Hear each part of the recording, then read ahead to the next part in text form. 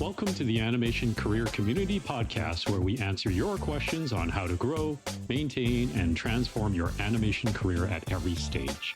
I'm your host, John. I'm your co-host, Kathy. Today, Kathy and I will be talking about animation festivals and events. Get ready, it's going to be a good one. Awesome. Well, I'm pretty excited about this topic, John. I know that you have a stronger experience in that area than I do. I've been to a few festivals as a student, as a filmmaker, but I think where my area of understanding of festival engagement sort of falls off is especially around the industry side of it, like how people utilize it on an industry level. I wonder what your thoughts are on that area. I think, what am I trying to say? Okay. Everyone's going to have a different experience at these events, whether they're a festival or maybe even a conference. And depending on your background in the industry, again, that's going to determine which of these events you go to and what you're going to, put into it and what you're going to get out of them as well. I think for the most part, probably a lot of our audience will be more from the artistic side. So events like the Ottawa Animation Festival that's coming up at the end of September, and TAFE, which will be happening in April of next year, 2026, will probably be on everybody's radars because there will be obviously the festival portion, which will have short films, long films, different events that are catered more towards the artist.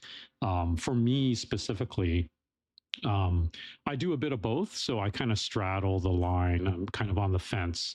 So I generally will attend a lot of the conferences more on the producer business side because I do like to stay in touch and keep informed and learn more about what is happening on the business end of our industry. So for anyone that doesn't really know the Ottawa International Animation Festival, there are kind of two parts to it. Earlier in the week, the first 3-ish days, kind of 2.5 days, there's something called TAC, which is the animation conference. And that tends to be more the business side of things.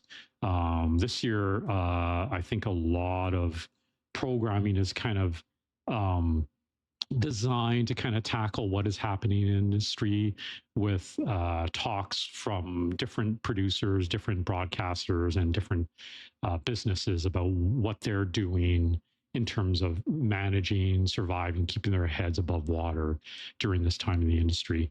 So that's kind of the first part of OIAF.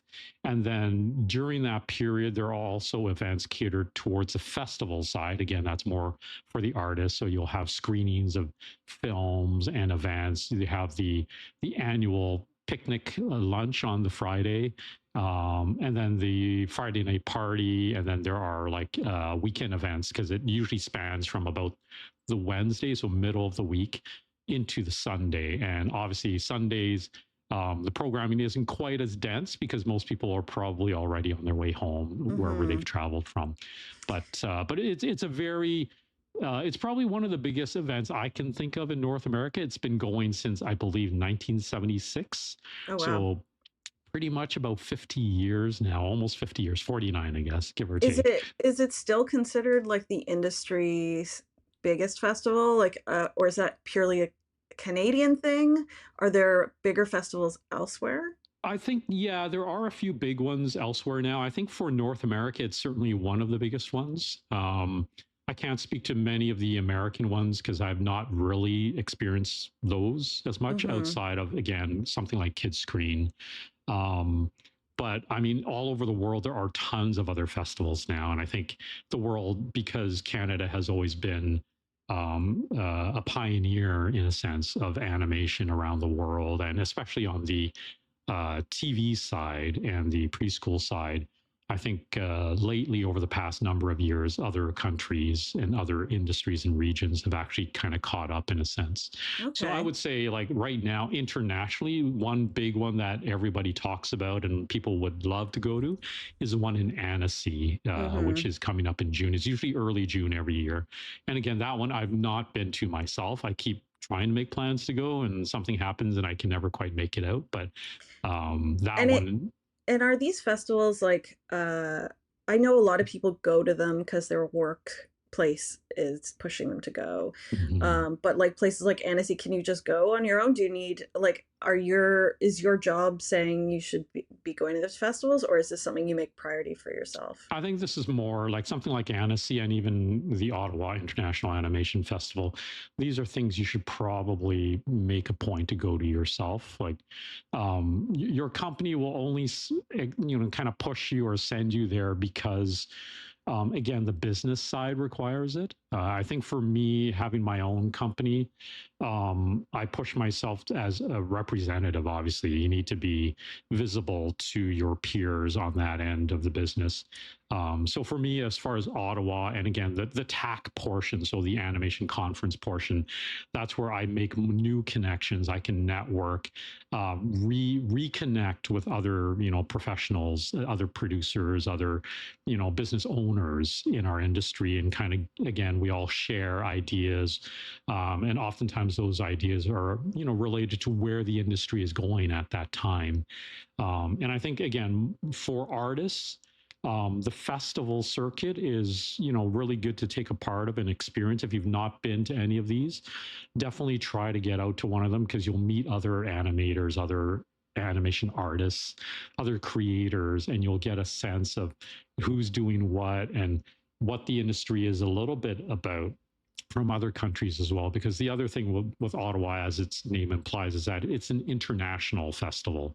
So you do get short films and even long form films from people from around the world, and getting to meet those creators and see how they tell stories in a different way, right? Culturally, I think that can be really beneficial to everybody. Yeah, I was gonna ask, what is like your process of going to a film festival look like? Because when I've been to a festival, I bought Mm-hmm. tickets to events, or I've, gone to screenings, and sometimes I'm lucky enough to run into people I know. But I'm Right. wondering, are you scheduling meetings with people ahead of time? How are you doing that? Are you reaching out Yeah. ahead of Yeah. time? Yeah, it's a bit of everything. With the Ottawa Festival, I find I'm generally reaching out a little bit. Some of it is casual too, like these people I may have known for a long time. So we always try to make time for each other, and may not be like a hard meeting at, 5 o'clock on a Tuesday evening kind of thing. We might just say, hey, let's get together for dinner on a particular night, and we just try to organize it. With some producers or broadcasters that I'm looking to meet with, that's a little bit more of the, hitting the pavement. Reach out to them, ask them if they've got time available. Obviously, some of that comes from research. I think the big thing for a lot of people is, if you're looking for meetings with, I shouldn't say important people, but Mm-hmm. with important people that you find, you really want to have a meeting with, if they're a producer at a studio, or if they're a broadcaster, you want to pitch an idea, anything like that. You really do have to do your research, like find out who's going to be there, who it is that you want to meet with, whether or not, if you're pitching something, that it's kind of in your ballpark, right? If you have a pitch project, you want to make sure you're pitching to the right studio or the right broadcasters for that. You don't want to just kind of throw something at them and they're like, well, this is kind of cute, but that's not what we do at all. Yeah. So let's think, if we were coming at this from the perspective of someone who'd never been to a festival before, Right. was just an artist getting started, Yeah. what would you recommend in terms of connecting with people? Because I think it's maybe if you have a project you want to pitch, that's you sort of get it. You're like, okay, I got to Mm-hmm. find the people who might be interested in this. I have to tailor it towards people specifically. That's sort of easier to gauge where you want to head. But say you're just an artist, you're like, okay, I want to make some contacts. I want to see what things are like. Mm-hmm. How would you approach that? I think there are a few different ways. Again, you can always, on some social media platform, even LinkedIn, may be a good platform to use. I'm thinking back to our first guest, Jamie, Hmm. who's like our LinkedIn expert. But you can Yeah. use a platform like that and just reach out and say, hey, everyone, I'm going to be attending the Ottawa International Animation Festival. Sorry, I keep saying the entire name, OIAF, at the end of September. I would love to meet you. Please feel free to reach out to me, and maybe we can grab a coffee and have a quick chat. It can be as simple as that. I do that sometimes. I also will just, again, I'll reach out to a few people, maybe via email, if I haven't seen them in a long, long time, and say, hey, will you be attending? And if you are, let's just get together for a quick chat. Yeah, Um, and do you feel like people are pretty open to that, even if you don't Generally, know yes. them? Yeah. Yeah, yeah. Generally, I mean, there have been a few occasions where I've not heard back, because cold calling is something that obviously not everybody takes the same way, but I've actually had people reach out to me as well, like and it does make me feel good when complete Hmm. strangers reach out to me because I feel like I'm a nobody, right? Um, but sometimes you get someone reaching out to you and say, hey, I noticed you worked on this, and I would just love to meet you, right? Hmm. And I've had that happen from like different studios, even Canadian and a few international ones that have reached out and said, "Oh, we would just love to meet with you and have a quick chat with you." And I think that's always amazing. And I think obviously try not to take anything personally if you don't hear back from some company or a studio or even a broadcaster. Try not to take that personally, because chances are, if they are going to be there, and I can think of Kidscreen as a good example, because Kidscreen is such a big event for the producers, the broadcasters, and the studios.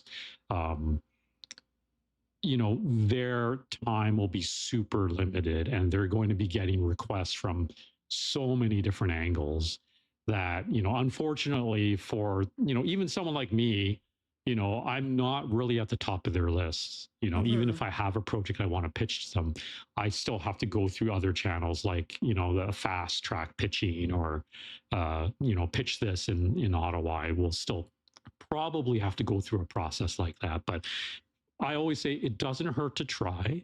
You don't know who you're going to get to meet. And even while you're there, you end up bumping into someone or someone who's also with someone you hope to meet.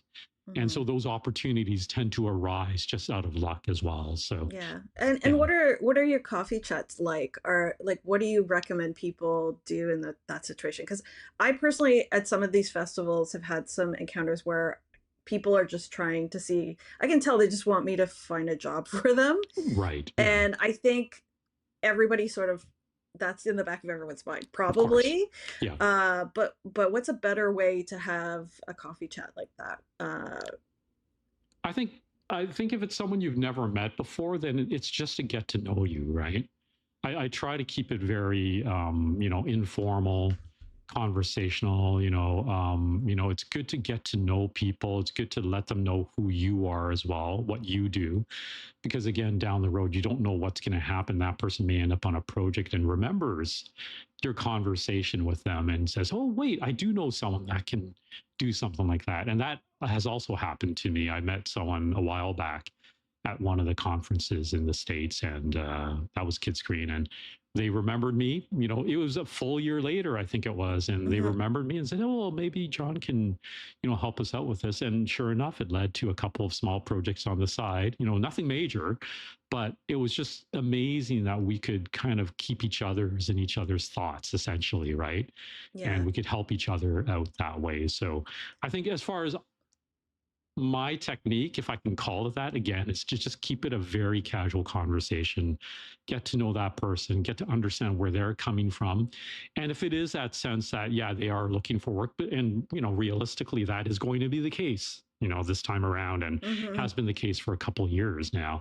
Um, I think it's okay. There's no shame in that, letting people know you're available for work, letting them know that these are your skill sets. And I think if that's the case, I always, try to ask them, well, can you show me something? Show me some of the work you've done, even during that 15-minute coffee meetup, because then I get to know them and their work better.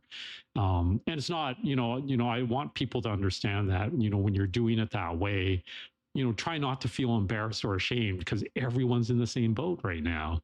People are looking for work, and that's the reality of our business. Even when times were better, Hmm. there's always going to be people looking for work because maybe they're brand new to the industry. And so for me, there's no judgment, right? Maybe if you drink a certain type of coffee, because I'm not a coffee drinker, but no, it's just one of those things. It's like, it's always good to meet more people.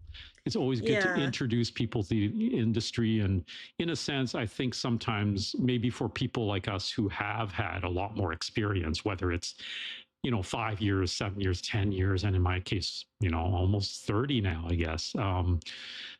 For me, I see it also as a chance to help possibly provide a little bit of mentorship. If there's some information, if there's something in my experience I can provide as advice, then that's what I'm there for. And that's what we should all be, doing for everybody and for each other, giving people advice and trying to help each other to build, again, what we're doing with ACC here, which is building a stronger community. Yeah, I think something that stuck out to me about what you said was about making a connection so that Mm-hmm. you're remembered.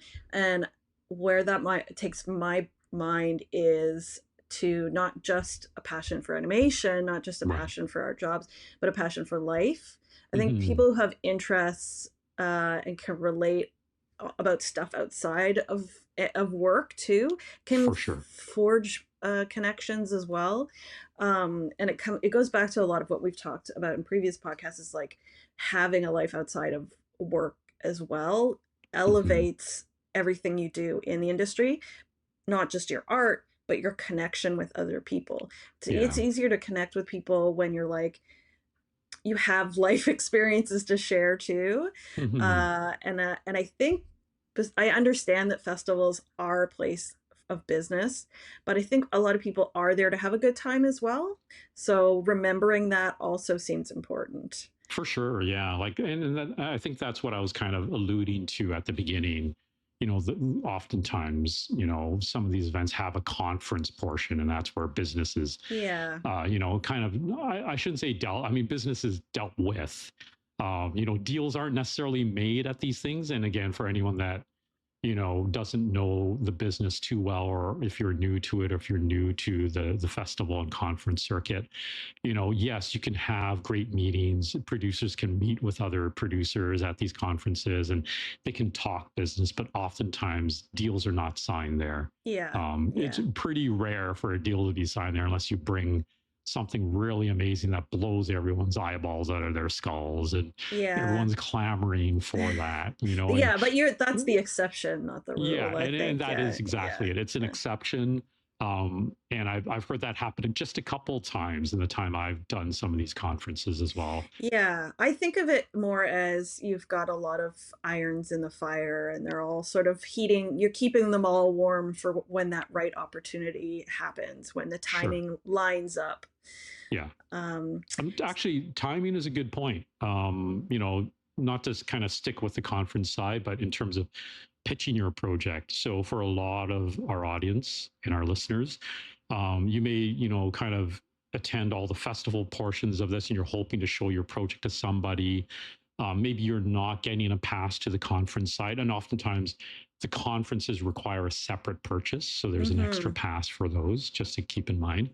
But if you have your own short film, if you have your own, pitch project, and it's early on in its infancy there, um, but you want to show that around, right? Then, that's something that you have to be aware of. Like, you can contact producers, you can contact broadcasters and try to meet up with them outside of those conference events and hours, and maybe even the festival hours. Um, but you have to go in knowing, I think ideally you should go into everything knowing what your priorities are. And you can layer that. Like, if you do have a project you want to try to pitch, then you have to look at these festivals and conferences and decide how much effort and how much time you're going to dedicate to that. Mhm. And that, again, that can vary depending on the conference. Like for me, when I was pitching stuff, um, that was almost my sole focus, right? So I would only take in a few films during the festival portion, but I was like, okay, I'm gonna like pitch to as many people as I can, as many broadcasters, and I think kind of in my most recent memory, my one writing partner and I, we pitched in Ottawa during the fast. Sorry, I keep forgetting what it's pitch this. I guess it was the pitch this thing. Mhm. Um, anyways, but we pitched that year to about 22 different people, studios and producers and a couple of broadcasters. So can you explain what the difference between like pitch this is or just a pitch to an individual producer might be like? Right. So with Ottawa, there is sorry, I'm just going to pull it up. Sorry, forgive me Yeah, no for worries. just because I want to make sure I'm not saying something that is no longer, updated. Totally. Um, Because we did have a guest previously on this episode, Tarun, who was a winner yes, of Pitch This, and we did talk about it, but we didn't really talk about like what does that actually look like? What's the process like? right. Yeah. So what happens with, I'll just speak about Pitch This first, I think. Sure. Yeah, I think that's a So good Pitch idea. This is kind of like a big event where you have to submit your pitch project or your idea, your concept to basically a jury, and that happens well before the actual festival. And during that process, they kind of weed out, they kind of like decide which projects they're interested in, and And throughout that. does Pitch This have a specific format your pitch should look like? Like, because like for example, when you apply to Sheridan, they have like very specific drawings they want to see. Is Pitch This similar? Like, is the package meant to look a certain way? Yeah, well, a little bit. There is a basic format. Generally they do look for projects that are series related, Okay. not necessarily feature. I can't recall off the top of my head if anything has come through that way, but when I was doing it, and that was in maybe 2018 or 2019, I think it was just a year or two before COVID. Basically, it was mostly just series type development. So that And standard like pitch package for a series? yes, and Okay. oftentimes you could start with just a very rudimentary kind of package. You have a concept, you have like a maybe even a rough script. You can have some drawings, but through that process, they would expect you to keep building on that. I see. Um, Okay. yeah, and I think for me, because I had worked on my pitch a little bit before, like I had worked on that pitch to other broadcasters earlier that year, already had a lot of material kind of on the go. So, as far as I recall, the process then involved me just working with the development executive that they assigned to me, just fine tuning details about it, what that development executive would recommend to basically get me to the next stage of that And competition. the development executive was assigned to you after you were accepted into the Yes, yeah. pro. Okay, Yeah, so you interesting. basically do your initial application, then they kind of decide which projects they want to kind of forward into the next stage. So it's a little bit like an American Idol kind of thing, right?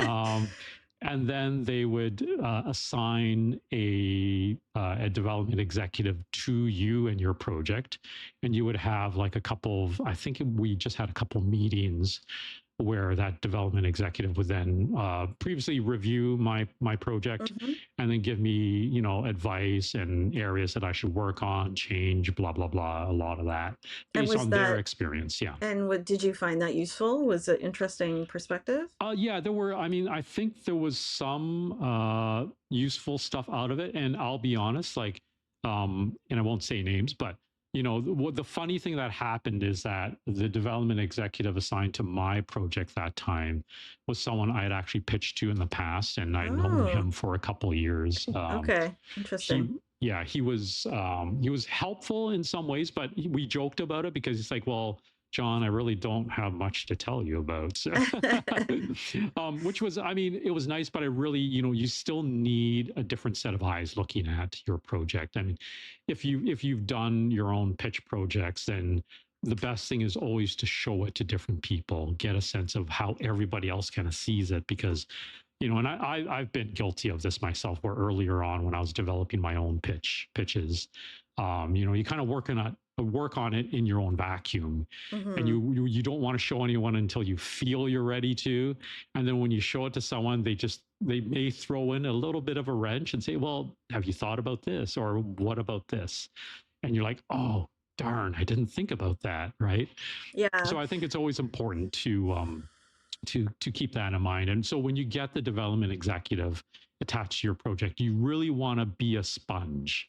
You want to like ask some questions, get their take on it, make sure they're giving you advice that you really can take to heart.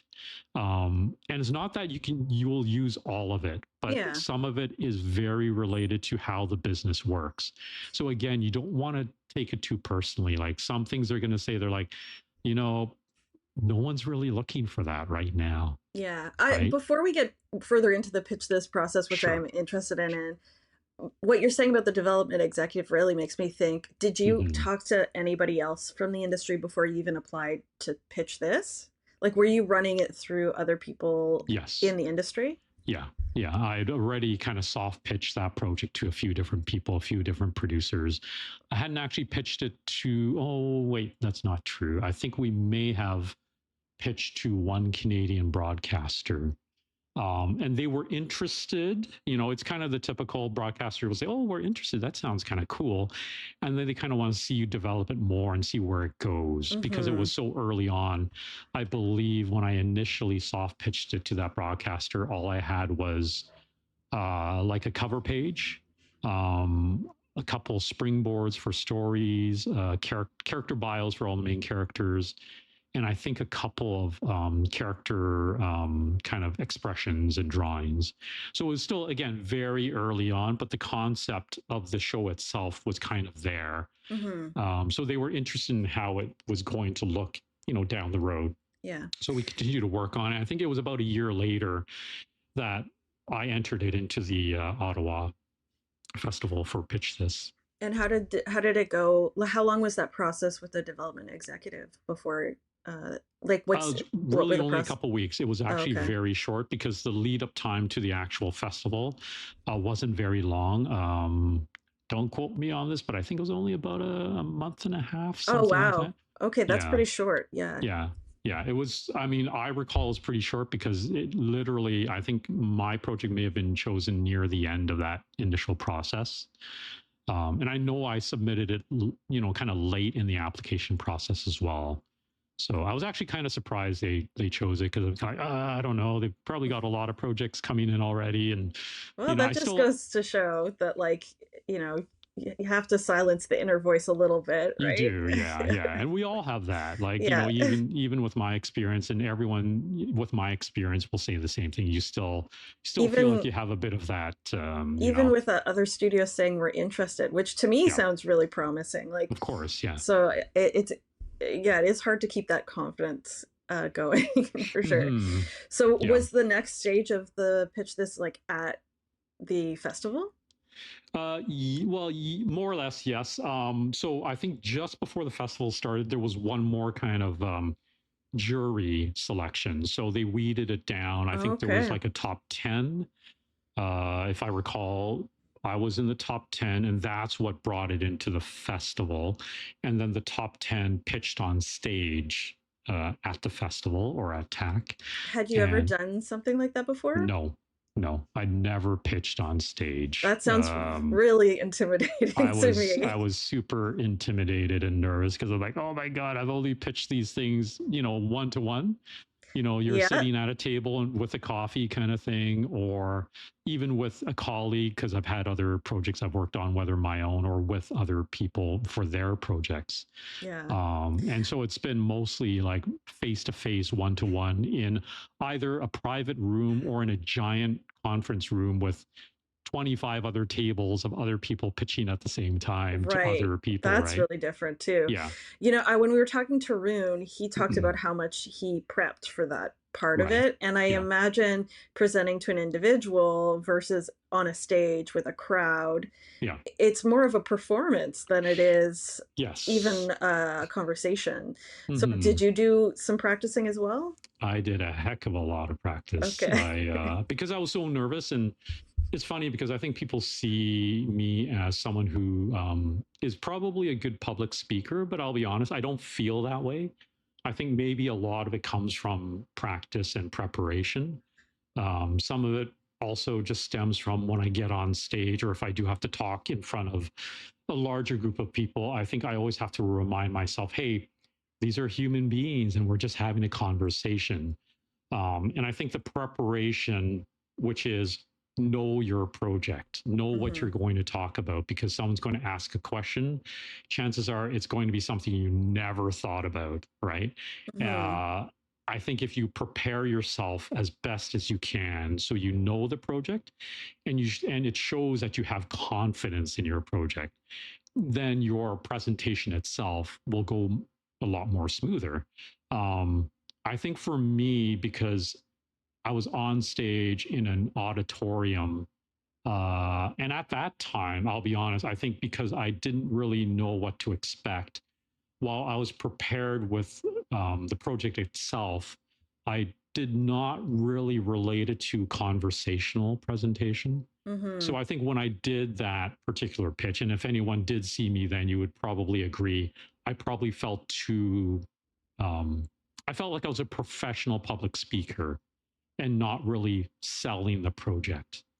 Mm. So I probably came off being very clinical, and I will totally admit to that. And I think that's why I didn't really want to do it. When I realized, oh, wait a minute, I got to go on stage and do this thing. I'm like, I should have hired someone else to be the pitch person, because other projects that I saw during the same, pitch this competition, their presentations were far better than mine because they knew what it is they're trying to do on stage. The winning project, Mm-hmm. they were a lot more relaxed than I was. I think the runner up, who had a great, I think they had a very, very good pitch project. And I think a lot of people that year felt he should have won. But his presentation, although very loose on stage, made a better connection to the audience. And I think that's what I'm getting at. It's like, it doesn't matter how polished you think all your words are.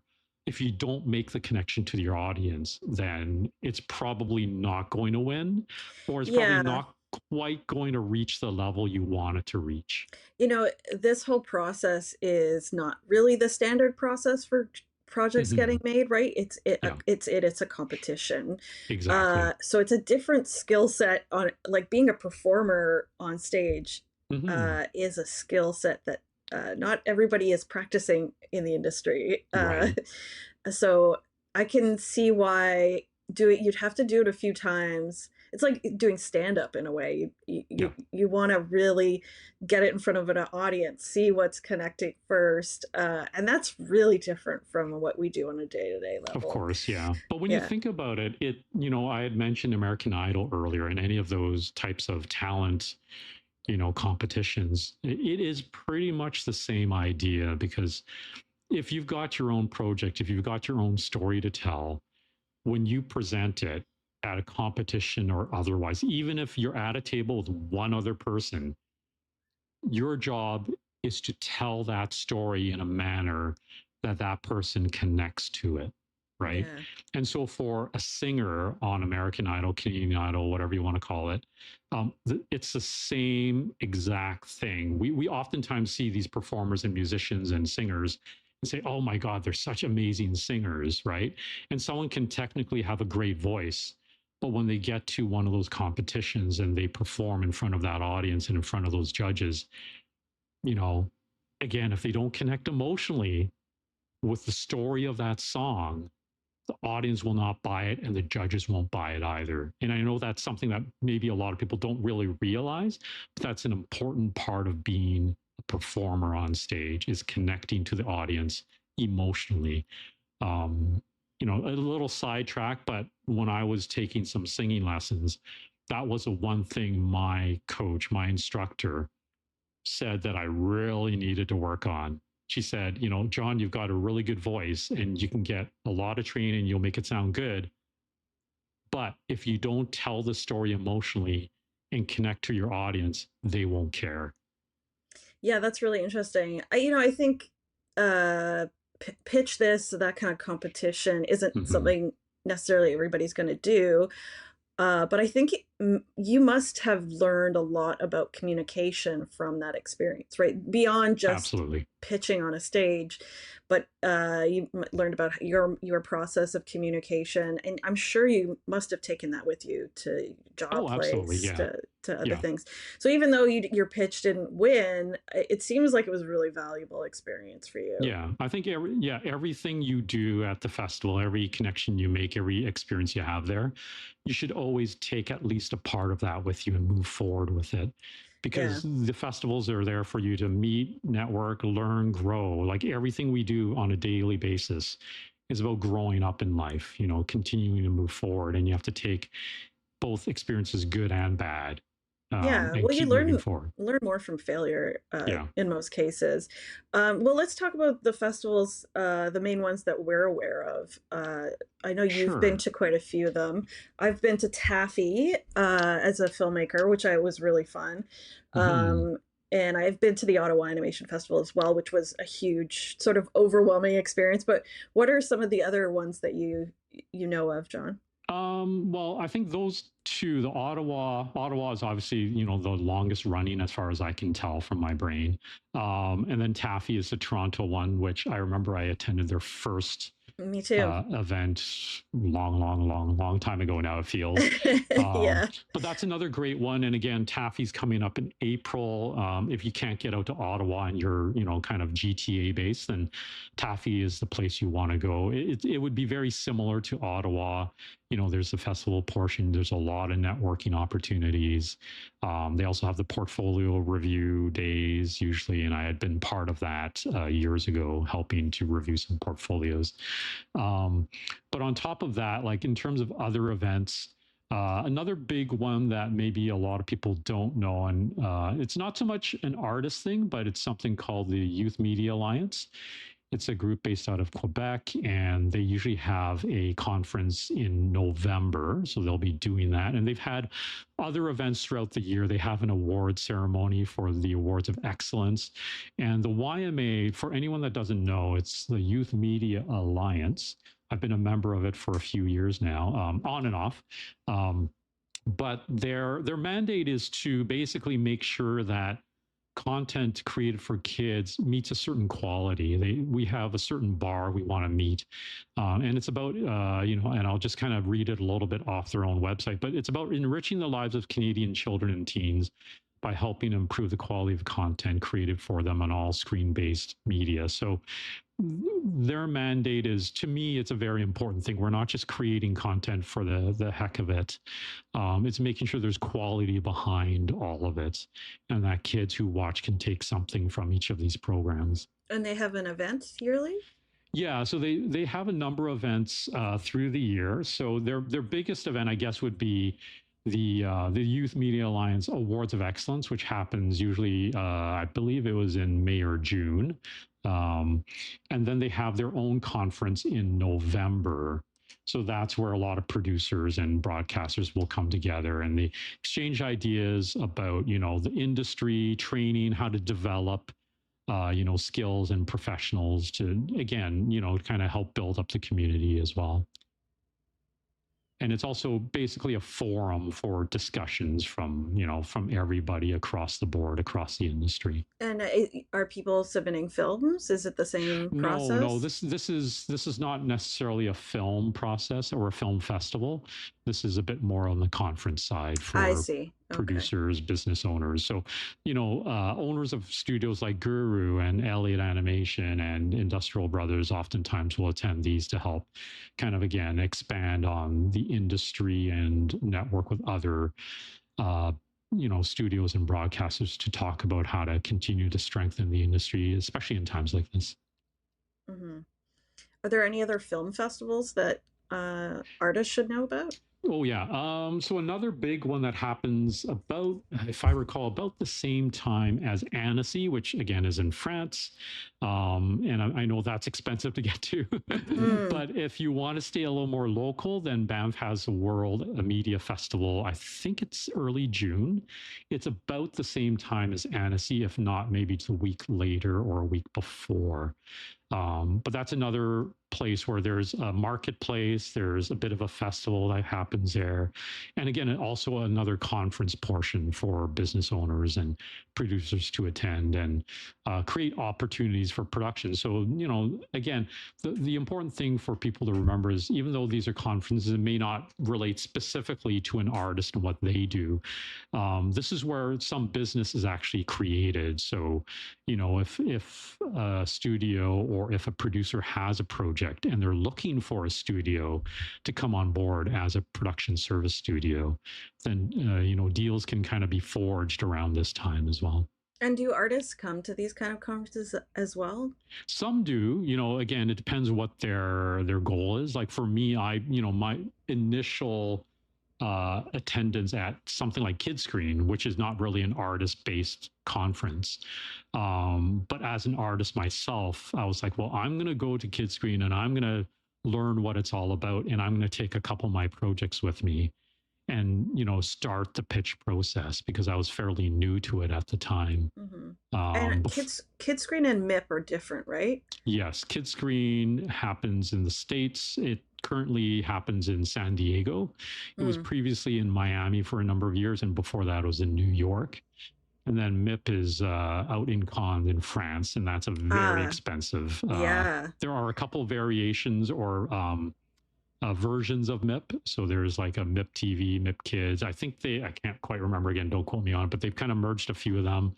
And there's usually two MIPs. There's one in the fall, one in the spring. It's quite often owners bringing their projects, right? Yes, yeah. Yeah, because I've worked on projects that have gone to MIP or Kids Mm-hmm. Screen, because quite often it's an internal project the studio's doing, Yeah. and you're working really hard to meet a crazy deadline, Mm-hmm. maybe even on top of a project you're already doing.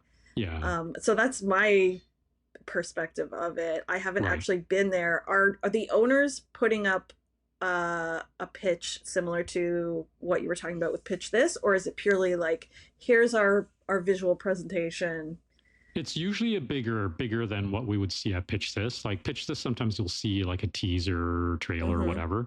But oftentimes, by the time you get to MIP, you really are expected to have, at the very least, some kind of teaser, trailer, or even a pilot episode done. Okay. So we're Okay. talking like further along in development because it's super expensive to go to MIP. Mm-hmm. Earlier on in my career, I was like, one day I'm going to go to MIP. And then I looked at the price and like, oh my God, it passes a few $1,000s flying Oof. there, accommodations you're looking at. I haven't looked at it lately, but I imagine you're spending for an individual, especially if you're going on your own, and you're paying your own way, you're looking at probably close to $10,000, if So not it's more. more, that is definitely a business investment. So Yes. you're Yeah. a business owner and you're hoping to get Yeah. a result from that. Where I Yeah. think when I think of festival engagement, it doesn't have to be that, it doesn't have Right. to have a result. I think it Yeah. can be more of a connection, Yeah. experience based thing that may have long term benefits in the long run. Exactly. Yeah. Yeah, I think for artists, independent artists, if you've got your own project, you definitely go to Ottawa, go to Taffy, go to Alberta, even Annecy if you can afford to go. Because at Annecy, the festival portion also, it attracts a lot of creatives, a lot of artists from around the world. You get to meet them, you get to connect. And I think from those connections, again, you might end up meeting a producer who may be willing to pick up and option your project. So the process of that, it can be quite lengthy, and I'm sure that's a whole other discussion.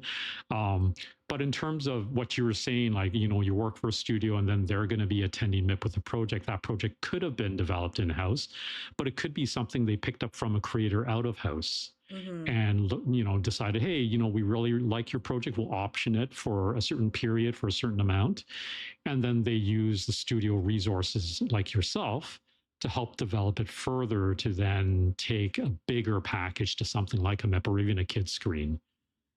So again, yeah, that's a bigger process we can certainly chat more about. Yeah, that seems more about the how to get a show made process than Yeah, maybe yeah. what you're doing at a festival. Yeah, but even Uh, again, at a festival, you never know what can transpire. If for you meet a sure. producer who then you show, it's like, oh, nice to meet you. Hey, do you have a few minutes? Would you mind just having a chat with me? And maybe I can show you what I've been working on. And then they become interested in that. And I've had that opportunity myself where I had met someone for the very first time in Ottawa, just by stroke of luck, really. I was actually meeting with a different producer, and that producer introduced me to another producer, and that spawned into like multi-year working relationship. So Yeah. you never really know what's going to happen. Yeah, I made a short film. I had it play at Taffy. I had it Hmm. play at a couple other festivals. And then my process, although I think I should have done more work on it, was just going online and looking at festivals that accepted material that I had. Absolutely. Yeah. So it played in a stop motion festival, which I didn't attend, but it was fun to get into a Hmm. festival. Um, and beyond just the festival aspect of it, creating a film that got recognized. So it won or it tied for Audience Choice Award at Taffy that year. Amazing. But that got me a job Hmm. because the work got recognized in a festival.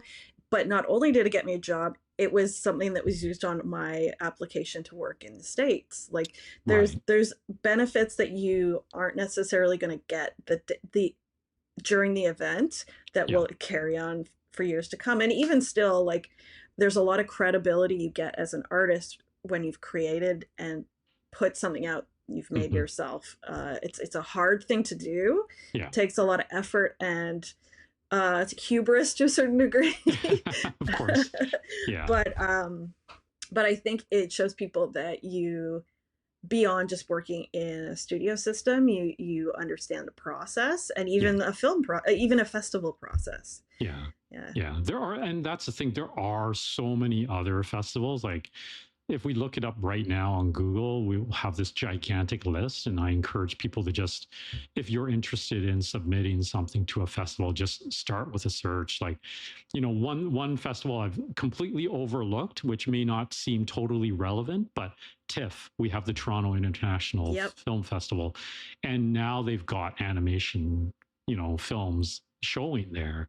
So, and they've always kind of had a segment Yes. for that, right? Yeah. In the past, I've gone years and years ago.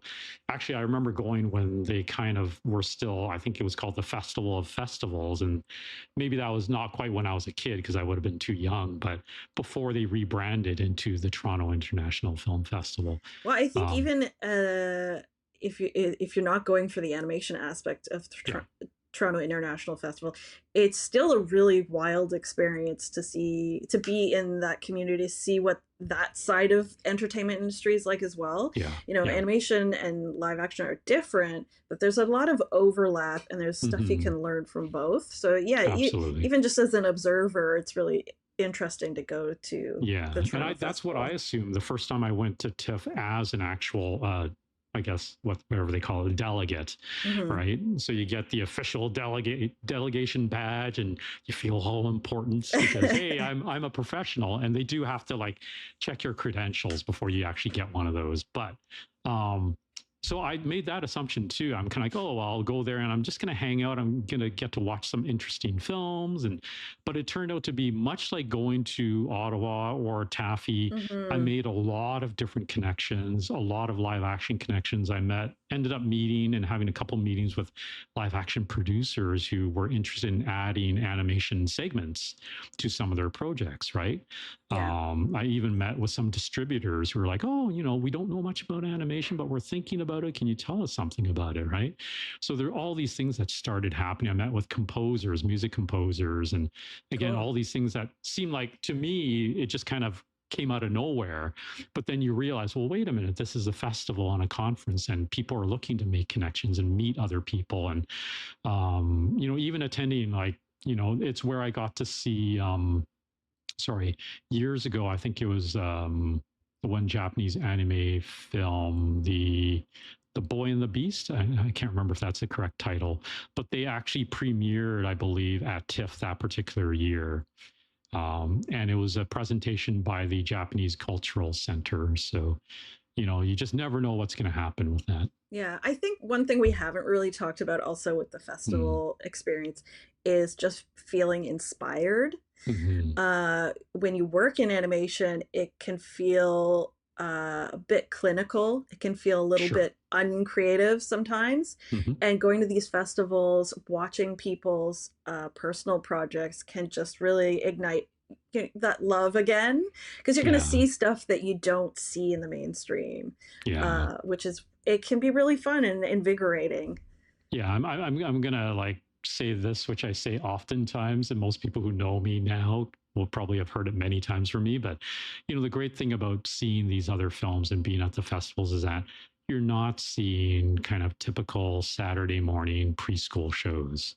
We do work on it, and a lot of them can be fun. You can have a great team and a great crew, Hmm. but it's still kind of our work day, right? So when you go to these festivals and see things that are different and done in different styles and with different types of storytelling formulas or structures, But I think, yeah, I mean, that can be so inspiring. But for me, I think the most inspiring thing is meeting these other filmmakers and kind of hearing their stories about how they put their blood, sweat, and tears into making the film, right? Because they're not paid to do it. Most of the times they're Yeah. not. No, it's not really a lucrative. I think that's why it can be more interesting because it's Yeah. not a product that's designed necessarily to make money in the end. Right. So it's Yeah. not always chasing market forces, it's chasing people's passion more. Yeah. Yeah. Yeah. And you get that out of the pitches too. That's what I enjoy about listening to pitches and seeing what people are doing there, because it's, you have to put a lot of effort into doing that. And while, yes, you kind of have to tailor it to a certain market, ideally your seed, your core idea came from a place, a story you really want to tell. Hmm. And ideally that seed remains in that pitch. And that is, again, part of that emotional storytelling I was mentioning. You need to believe in that essence of the story to sell this pitch. Yes. And Yeah. the amount of work that goes into that alone is still very noteworthy. Yeah. I mean, of course, films are being like weeded through, right? Like you have to Hmm. submit your film. There's a Yeah, panel of people usually who are deciding whether it will play in the festival. So you are in a way making a product for a specific of course. event. Yeah, So yeah. maybe keep that in mind when you're applying, when you're submitting your film. Hmm. Um, but it and there are a lot of people submitting. You're competing with a lot of talented people too, so you have to remember that as well. But yeah, Yeah. especially something that helps, I think, is doing more work, like reapplying, I think, Hmm. can make a difference as well. Yeah, I think you always, like, even if you're submitting for these competitions, you just have to keep trying. Like, Yeah. and as I said, you do, even if you don't get accepted into any of these competitions, like outside of those, you should be trying to pitch your project to other people. Like, Yes. get it to where you ideally feel somewhat comfortable starting to pitch. And you can do the soft pitches. They don't have to be super formal. You can hit up somebody and say, "Hey, I'm working on this. I'm looking, to just be able to bounce the idea off somebody and hopefully get more advice and get some more direction and maybe what it needs or where it has to go." Because even that experience can make a huge difference. Hmm. So something that we haven't talked about either is the kind of party side of Mm, festivals, because I had that experience when I was at Ottawa. It, right. like, beyond just the festival side of things, there were parties to go to, there Sure. were after parties, there were people hanging out in hotel rooms afterwards. What's your experience with that? Are you engaged with that side of it? Only a little bit, I'll be honest. Like, I think it's been a while since. Well, I'll be honest. I've was never a party boy, so so it's not that I would avoid them. I would go to some of the after parties and the nighttime events, which are, they can be kind of fun. But for me, they tend to be kind of loud. Like the bigger Hmm. parties, there's always like a DJ and loud music. So I find, you start the evening trying to speak to people and then you end up going outside the venue to try to have a better Yeah. conversation. Yeah. But I think it's still good. Like, if that's your thing, totally go for it. Again, you can meet different people there. It can take the I've, pressure off a bit, I think, oh, when, yeah. absolutely. Yeah, I mean, ideally, you go to these things because you're going to try to have fun, right? Hmm. Even if you're attending some of the conference stuff, you want to try to have fun with it because you don't want everything to just feel like a weight on your shoulders. And when you're pitching your project, just try to have fun with it because that energy is going to be read by the table. It's going to be read by the other people at that table and in that room. Even in just Um, a quick coffee chat, they're gonna feel that exactly. too. Yeah. Yeah, they want to know who you are as a person, why you're pitching your project, and how you believe in it, and the energy you would bring as a creator and as a possible showrunner for your own project, Or right? even just a work partner. Yes, yeah. But in terms of like the nighttime events and the parties, like the picnic is a lot of fun. It's always good to meet people there. And again, always for me, it's always like a bit of a 50-50. It's like I get to meet new people, but I get to reconnect with people I haven't Hmm. seen because Yeah. a lot of them will be from overseas. And, there's a bunch from even the UK. I get to reconnect with every year in Ottawa or at Kids Screen, that idea. Um, but in terms of like, I would say, the parties are fun. but there is so much happening at these festivals. Try to remember to pace yourself, Yeah. right? It's always a great idea to think, oh, I'm going to hit as much as I can, and that's amazing.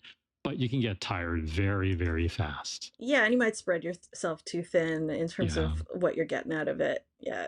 Uh, Yeah. and there's always another one next year. Or, Exactly. There's other ones. And if there yeah. are people you're going to be able to catch up with them again later on.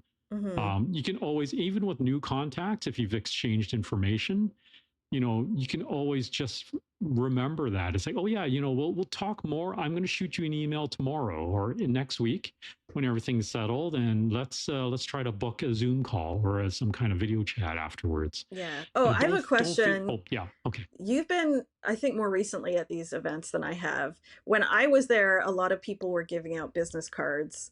Are yes. people still doing that? I would say less so. Yeah, I mean, a few people do, but I'll be honest, like I haven't handed out a business card in a long time, and I still have a Yeah. giant box of them. So how are you making that connection? Are you just getting an email address or Yes. okay. Yeah. Or Yeah. like a It's usually just LinkedIn? email. Yeah. Yeah. It's either Okay. LinkedIn or email. Oftentimes I'll just share my email with them because we all have phones now, right? Yep. Yep. It's so easy to do that. If you have a business card, people like myself will be appreciative because I grew up with business cards, and as a kid I collected business cards. So for me, and there's the tangibility of it too. What I find, to be honest, which is something I, again, I'm talking about this and I should do it more, is if I do remember to bring business cards, I try to hand them out because it's not just the tangibility, but you know what? The business card is an immediate visual anchor Yeah. for me to make a connection to that person. I'll look at the card later that evening back at the hotel or wherever I am, and I'm like, oh, yes, this is that person. And on that card, I will write what I remember about that person. So I don't Hmm. know if that's something that people may want to consider doing. Like at Kid Screen, we're not always getting business cards nowadays too. I'll have a little notebook, tiny little thing I can put in my pocket and have my pen, my good pen, so I never run out of ink. Um, and at the end of every day, in my little notebook, I'll write a list of who I met and what happened during Mm. that day. And who Smart. I met is followed with one specific thing I remember about that person. That's And great. it can be work related, but it could be something a little more unique, like, oh, that person ordered this particular thing at lunch and it struck me for some reason, or there was something about the conversation I had with that person. Yeah, because it's all going on so fast and so much is coming at you at once that it's Yeah. easy for things to get lost in the shuffle. That's a smart idea. I think that makes sense. Yeah, and I think as artists, oftentimes we'll have a sketchbook. We may have an iPad and maybe a physical sketchbook. And if you're used to doodling things in that, I suggest, yeah, doodle a note about that person you met that day, and maybe even doodle a caricature or a quick little sketch about that person, because those anchor points are really going to be helpful for you later. When I was younger and I just collected the business cards and I didn't think what was unique about that conversation with that person. This was way before kind of animation for me, but I look at the card and there might have been something I could remember, but sometimes I wouldn't remember anything, and I'd look at that business card, and unless that business card had an amazing design and was printed on amazing paper like in American Psycho, I oftentimes would forget and I'd be like, oh, I guess it doesn't really mean It anything. is, So even with a business card, you can forget that person. Yeah. But yeah, I think that's such a good piece of advice because, like, say that person did reach out to you and you cannot remember yeah, what that meeting felt like, and you have a little note written down to jog yeah. your memory. That's quite smart, I think. Yeah, I think that when I started doing that, probably, well, just over 10 years ago, I found, oh my God, why didn't I do this sooner? Why didn't I think of this sooner? And I'm sure other people out there have probably done something similar, but the value of it, once I really started thinking about it and being conscious of doing that every time I met somebody, has really been amazing. And I think, again, regardless of whether you're pitching something or not, if you're meeting these new people, make a mental note. If you're not writing it down, at the very least, make a mental note about that particular person or that group of people that you've met. And it could be a studio too, why it is you may want to work with that studio, even though they're kind of not on your radar necessarily. I think what I'm hearing from this whole conversation is when you're going to a festival or a conference, you kind of want to have a plan. You want to have Hmm. a prep plan, research who you want to talk to, what you want to talk about. You want to Hmm. have a festival plan, like these are things I want to do at the festival, these are people I want to meet. You want to keep track of all that. And then post festival, you want to just recap everything, figure out who you want to talk to again, but have Yeah, a plan, basically, have a process. So you're not just, I mean, you can go in willy-nilly your first time of if you don't course. Yeah. expect anything, but like Yeah. if you really want to like get something out of it, have a little bit of your own system. Yeah, yeah. I think have at the very least, like because most of these, will have a festival portion, or some of them will have a festival portion. So speaking to something like Taffy or Ottawa Annecy, um, at the very least, you should know what their programming is for the films you want to see, Hmm. because some of the venues can be far apart, some of them can be True. really close together, and then you got to like scramble to get to the next screening of whatever film it is you do want to see. And also be realistic, you may not be able to get to see everything you want to see. Yeah. I've had that happen many times where it's like, well, I want to sit in on this workshop or this talk, this panel, but the only screening of this thing happens at the same time, so then you have to decide which one you want to go to. Yeah, definitely. Well, you've definitely given me a lot to think about. I'm more interested in heading back to the festival circuit, even without a film, Right. just to meet people again. I think also because work from home has been so prevalent now, it's also a Of good way course. to get out there and talk to people in person. Yeah, and I think it's to really keep your finger on the pulse of the industry. It's easy for us to kind of sit behind cameras right now and kind of gauge what is happening based on what we may read and what other people say. But to get to a festival, again, even if you're not pitching anything, if you have no specific thing you're going after, but just connecting with the people out there who may be looking for work or who are working on their own projects. Maybe they have something independently they're working on, they need people, like get a better sense of where the community at large is kind of sitting Yeah, at this time. I think that's really important. absolutely. Well, this was a great conversation, John. I am certainly enlightened about festivals, and it feels more approachable now to me. Is there any other last thoughts you have about what it's like to be at a festival? I think kind of what we generally always kind of come back to, which is just try to have fun. It can be a busy time. And again, if you're only looking to go to check out some films and you're really relaxed about it, that's totally cool. I'm not saying everyone has to like build up some kind of, schedule on what they're going to do and see at any of the festivals or conferences. Yeah. Obviously, more so with the conference because it's more business related. You have to definitely be prepared for those. But ultimately, you really just have to have fun with everything you're doing there, whether you're in the pitch this competition or you're part of the fast pitch kind of programming with TAC, which I believe is like a 2-day event, couple sessions where you're pitching to as many different people as you can. You just got to have fun with it. You got to roll with it. Try not to take it overly seriously because we're still working on cartoons at the end of the day. And again, people want to read that energy from you. They want to know again what kind of person you are and how fun it would be to work with you, right? Hmm. John, And we should go to the next festival together. yeah, well, again, I'm planning to be in Ottawa, so if you're going to be there, When's the Ottawa one this year? I believe it is the 23rd, 24th, sorry, excuse me, 24th of September to the 28th of September. I'm only thinking 23rd because I'm probably going to be on the road on the 23rd. Yeah. Well, if it's a weekend, I can make it work. Yeah, it runs into the weekend, so the weekend will be the Friday, Saturday, Sunday. That usually Yeah. is how it works. So the 26th, 27th, 28th. The picnic is on the Friday for anyone that doesn't know.